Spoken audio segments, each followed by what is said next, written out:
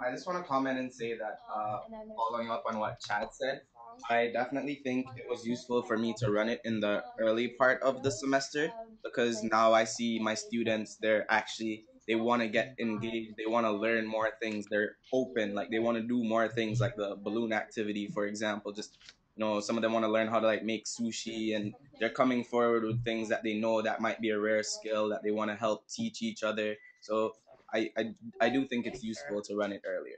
Cool. That's great. Excellent. Are there any more questions or comments for anyone that's here? I know we have many people from different institutions. If we want to ask each other questions, or I see Jessica Brain has a question, I think.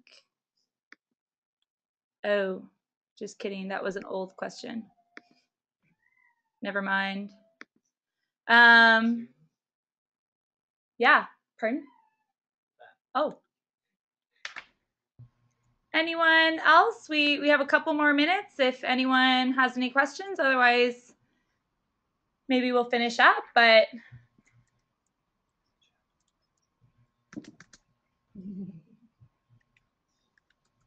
okay, well, seeing none, maybe we'll finish up. Oh, what? There's another question that's coming in, but it's not. Oh, can you see our question? Oh, I see a lot of. Oh, these are nice. Okay, here's a question. Sorry. We regularly have students come in who are concerned about friends who are dealing with difficult situations. How can you encourage students to seek help from the staff rather than only putting it on their friends? I think it's kind of similar to what we were talking with Joseph. I mean, I think it's important for friends to actually set boundaries to say, I'm really not the best person. I'm not really equipped to deal with this situation. I'm not trained, and there are people on campus, in our health center, in our counseling center, who are able to help you. So if you point out that you're willing to help, you're wanting to help, but you do have limitations and there are certain boundaries, then I think that they would certainly understand. And like we said earlier too, that the importance of setting boundaries and knowing that you can't be everything to everyone. So kind of referring, I think in your roles in particular, I think you should see yourselves as referral agents to being there to support your students, but also when it comes to psychological issues or any sorts of traumas, that you are a referral agent to refer to the services, the resources that you have on campus. So we have one last question. Sorry, Jessica Brain. We see it now. We were struggling. So the 5 ways to well-being are great. Here at the University of Guelph, we are wondering how to get disengaged students to take the first steps to connect and become engaged in the 5 ways. Great question, and definitely a challenge. And just like with any other program that you're trying to get students engaged in, if you can capitalize on the existing relationships that you have, right? So in your RA or Don role, you're building relationships with folks, and often we tend to fall back into the idea that we'll do a mass invite to something, and then people will just come. If you build it, they will come. And my experience in all the programming that I do is quite the opposite. That building it, running a program isn't enough. What you need to do is capitalize on those personal connections. So invite someone personally. Ask them what they would like to see as part of a learn. Maybe engage them in delivering some of the 5 ways to well-being. It doesn't have to be a program necessarily that you are facilitating for other people. You could engage your community in practicing the 5 ways to well-being with each other.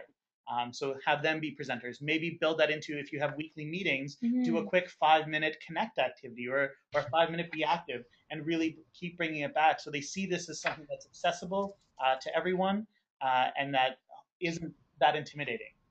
The other piece that I would say is take advantage of your local health educators. I think you're usually pretty familiar with the health services on campus.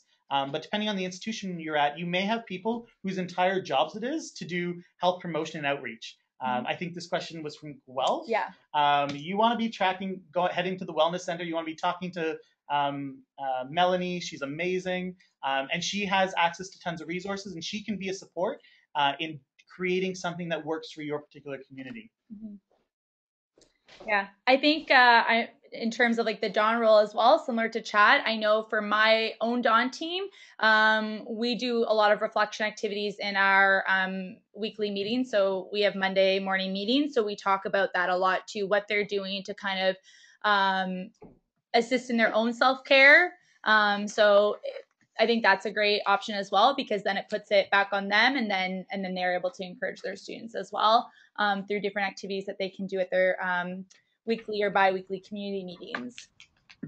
I think I know Chad and Davika are on to the next thing that they need to be at. We really appreciate that they were able to take the time to come out after work and do this for us. And I hope that those of you who were here and tuned in were able to get something from it. I know that I'll be sending out some notes from this, and obviously we encourage you, if you have any further questions, definitely email me. My email is Sarah, sarah.memme, MEMME @utoronto.ca.